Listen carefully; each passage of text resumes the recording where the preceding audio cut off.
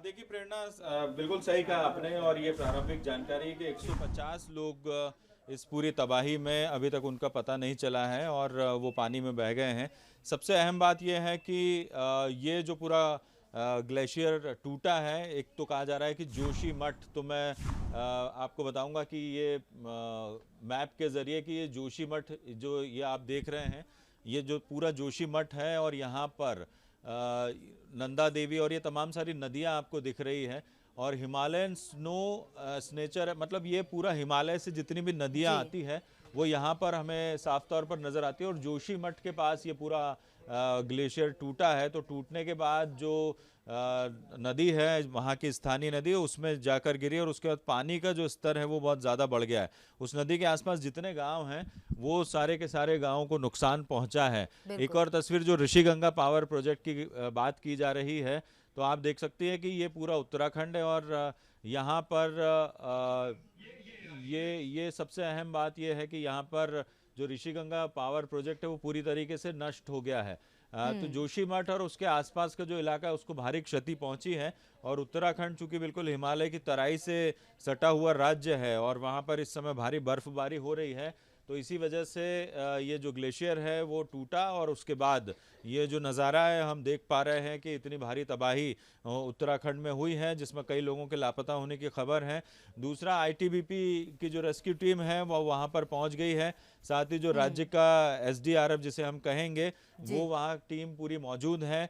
और प्रशासन वहाँ तमाम सारे लोगों को जो है वो रेस्क्यू करने में जुटा हुआ। तो एक बहुत बड़ा हादसा हम कहेंगे कि ये तबाही हुई है और प्राकृतिक आपदा, इसकी वजह से उत्तराखंड जो है उसे काफ़ी नुकसान हुआ है। प्रेरणा। बिल्कुल विजय, लेकिन अब क्या किस प्रकार से आगे कार्रवाई की जाएगी, क्योंकि निश्चित तौर पर बहुत से लोग लापता हुए हैं, उनको ढूंढने की किस प्रकार से कार्रवाई की जाएगी, ये जानकारी आपसे चाहेंगे। और जानकारी ये भी मिल रही है विजय कि वहां पर बांध भी टूटा है, जिसके चलते धौली गंगा और अलकनंदा नदी उफान पर चल रही हैं। तो आगे किस प्रकार से सतर्क किया जाएगा लोगों को, क्योंकि वहां पर नदी किनारे भी बहुत से लोग वहां रहते हैं, निवासरत हैं।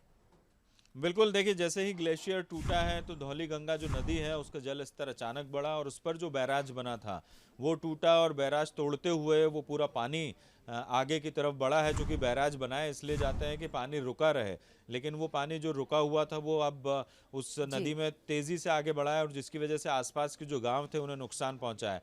मुख्यमंत्री उत्तराखंड का ये साफ तौर पर कहना है कि पूरी टीम और आईटीबीपी के जवान वहाँ रेस्क्यू टीम भेज दी गई है। कितने लोग हताहत हुए हैं ये कुछ देर बाद जब पूरा प्रशासन आंकड़ा देगा, क्योंकि ये चमोली ज़िले का पूरा मसला है और वहाँ के जो ज़िला कलेक्टर और तमाम सारे अधिकारी हैं वो पहुँचे हुए हैं। और बिल्कुल। जब वो पूरा एक आंकड़ा सामने आएगा उसके बाद मुख्यमंत्री का कहना है उत्तराखंड के कि पूरा नुकसान का जायज़ा और नुकसान का आकलन बता सकते हैं। लेकिन एक ऋषिगंगा जो पावर प्रोजेक्ट है उसको तो भारी नुकसान हुआ, वो पूरी तरह से तहस नहस हो गया है इस ग्लेशियर की वजह से, क्योंकि पानी का जल वो हाइड्रोलिक प्रोजेक्ट था और वो उसी धौलीगंगा नदी पर ही बना हुआ था, तो उसको नुकसान पहुंचा है, आसपास के गांवों को पहुंचा है।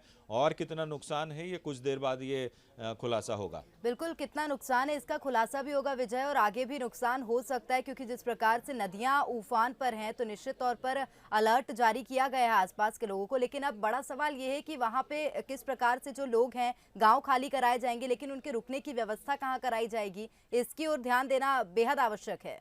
बिल्कुल आपने सही कहा। और ये तमाम सारी जो बातें हैं चूंकि प्रशासन अपने स्तर पर करेगा, जो पीड़ित लोग हैं जिनके मकान टूट गए हैं, सबसे पहला काम तो ये देखना है कि जो लोग लापता हुए हैं वो कौन है, क्या है। ये तमाम सारी बात की बातें हैं, लेकिन अब से सबसे पहले जो अहम बात है प्रेरणा, वो ये है कि अभी जिस तरह से नदी उफान पर है और उसके आसपास के जो गांव हैं जिसमें लोग रहते हैं उन गांवों को खाली कराना और उनको खाली करवा कर वहाँ जो लोग रहते हैं उनको सुरक्षित स्थान पर पहुँचाना फर्स्ट प्रायोरिटी ये है। बिल्कुल। और उसके बाद फिर जब जिन लोगों का नुकसान हुआ है वो किस तरह से कहाँ ठहराए जाएंगे, ये तमाम सारी बातें प्रशासन, वहाँ के उत्तराखंड सरकार और प्रशासन व्यवस्थाएं ज़रूर देखेगा। बिल्कुल, बहुत धन्यवाद विजय तमाम जानकारी साझा करने के लिए। तो बता दें कि चमोली में ग्लेशियर टूटा है, ग्लेशियर टूटने से भारी तबाही की आशंका फिलहाल जताई जा रही है। 150 लोगों के लापता होने की भी आशंका है। पावर प्रोजेक्ट ऋषिगंगा को भारी नुकसान हुआ है, कई घर ग्लेशियर की चपेट में आ गए हैं। तो यूपी सरकार ने भी अलर्ट जारी कर दिया है, केंद्र ने मदद भेजने को कहा है। फिलहाल मौके पर एसडीआरएफ